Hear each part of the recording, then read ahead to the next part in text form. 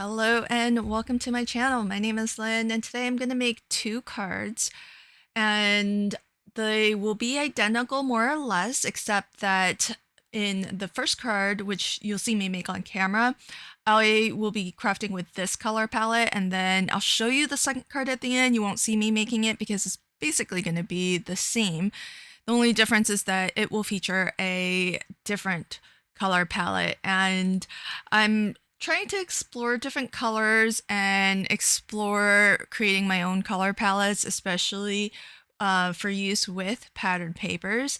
And so it'll be interesting to get your thoughts on which of the two color palettes you prefer.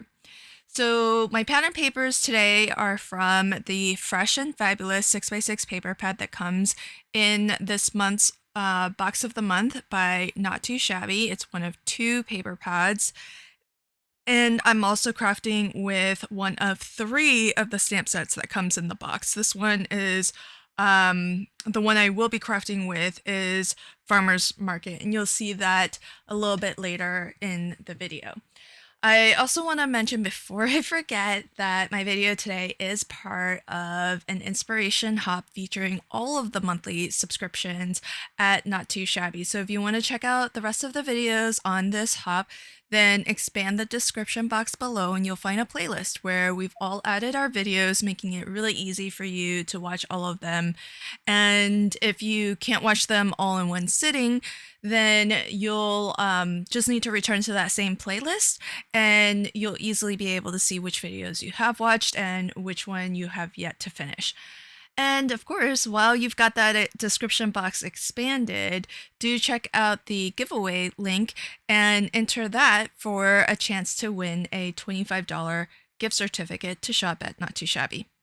So with my card today, I am actually going to create the same layout. And as I mentioned, I'm going to make the same card twice, but you'll only see me do it the one time on camera.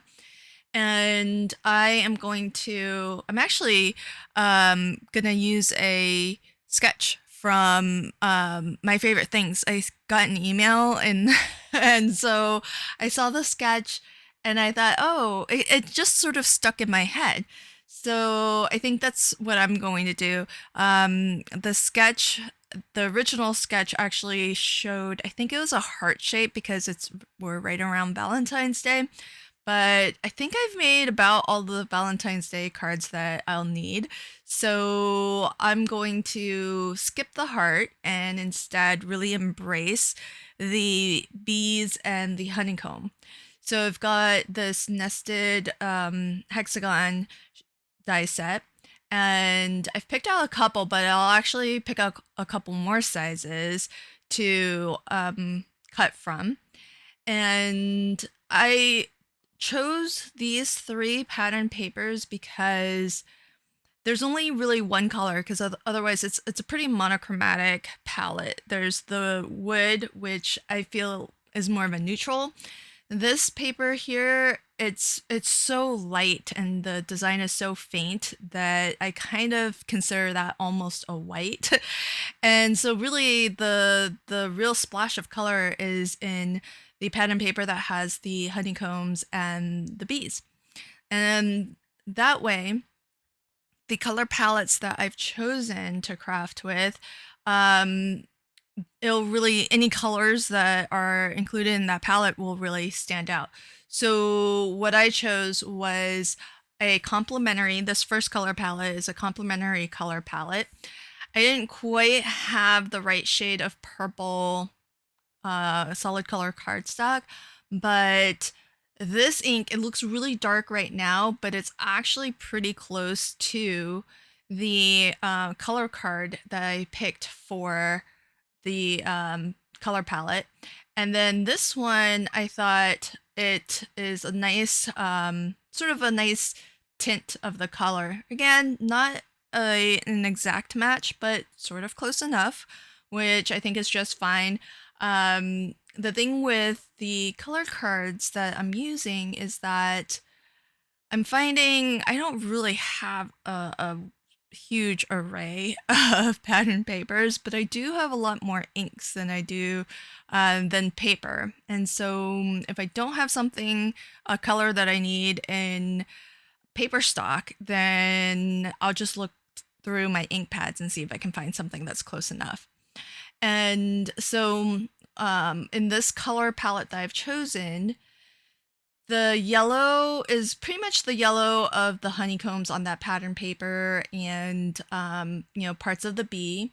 I picked a lighter tint of that same color, and some of that's also in these pattern papers, particularly the one that I cut the hexagon shape out of. So that's color covered by the pattern papers. And if I left it at that, then this would be a really nice monochromatic design. And I would never really think to do this on my own, but purple is the color complement to yellow. So I am going to have to figure out a way to introduce purple in such a way that makes sense. Given that it's not actually in any of the pattern papers that I've chosen. And this is sort of why I chose the patterns that I did, because when I craft with pattern paper, most of the time, if not always really, my color choices are dictated by the colors that I actually see in the pattern paper. But I feel like those aren't necessarily the only colors that would work well with that pattern paper, because there's lots of ways to build interesting and dynamic color palettes. And in this case, for example, choosing the complement of yellow is one way to kind of add that interest. So I chose to color up this image from a farmer's market. And what I did was picked out the purples from my color pencils that were a close enough match to the color card, but really to the inks that I sort of swatched out to make my own solid color cardstock. And I tried to keep the colors pretty minimal. So I was really trying to only add neutrals, but the plants, they kind of need some greenery to especially if I'm not doing something like, a black and white image or a sepia tone image. If I'm going for like real life colors, I don't think I have much choice but to introduce the greens. So I did have to introduce some greens. So this isn't strictly 100% just the color palette that I've chosen. There's going to be a little bit of green in there. But I can see why purple I craft with quite a lot because it goes really well with teal, and I like that combination. I don't really craft with yellows and orange very much at all, but I can see how these two go really well together. And I live in Washington State, so which is where the University of Washington is, and I think the school colors for the University of Washington is I think it's purple and gold. And I can see why. This is a really nice color combination.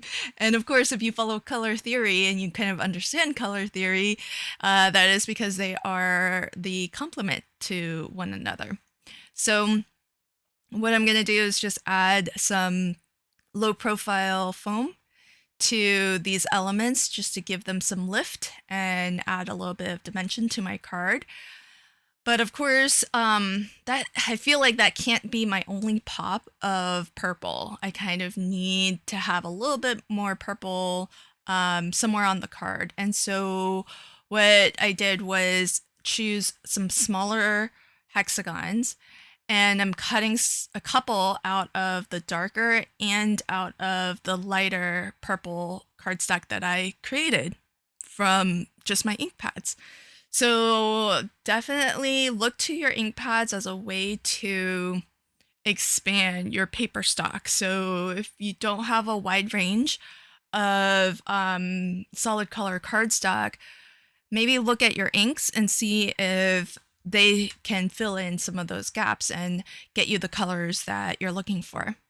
So I'm going to stamp out this really nice sentiment. It actually works in general, but I think it works really well for this set because it's thanks a bunch. So, you can think of it as a bunch of flowers, a bunch of veggies, because the other large image in this stamp set is like a farmer's market fruit and vegetable stand. I think it's more a vegetable stand because it's got a lot of carrots and lettuce and tomato. So really, really lovely. And this is okay, so this is a new to me tool, apparently. This has been around for like 4 or 5 years, but I'm only just realizing it now because it went on super sale. And so I always shop sales all the time. And so that's how it kind of rose to my attention. um, but apparently that cut align tool has been around, and it just helps you to cut like an equal border for these small little sentiment stamps, which I think is, you don't have to necessarily be precise, but it's one of those things that all of the cutting, paper cutters that I have, it's really hard for me to do these small banners. And so using that cut align ruler has actually come in handy. So what I'm going to do is I did use some of my darker purple custom cardstocks. And so I bordered my sentiment with that. And then I'm just going to create this sort of pattern of the hexagons. Now, if this was me before I have had these color palette cards to play with, I think this card would have turned out very differently. This card probably would have been a monochromatic card. And I think I might have just sort of stamped the image perhaps in a brown and just left it uncolored as something, or maybe just spot colored with some brown to just keep the whole thing monochromatic. But I really like how this turned out with these like pops of purple. Really makes it kind of unexpected, and for sure one of the things that I was hoping to actually get better at is to create these cards using pattern paper, but bringing in maybe some additional colors that go well with it. So here's a final close-up look at this first card, and then here is the second card that I made off camera using the second color palette. And primarily the new color that was introduced in that second palette was a couple of shades of green. And so that, I think, turned out really, really fun. I think for me personally, I think I like the green version better. What about you? Let me know in the comments. Thanks so much for checking out my video today. Make sure to expand that description box, fill out the giveaway entry form for a chance to win a $25 gift certificate to the Not Too Shabby Shop, and as well click on that playlist link to see the rest of the videos participating in this hop. Thanks again, and until next time, happy crafting and have a fabulous day.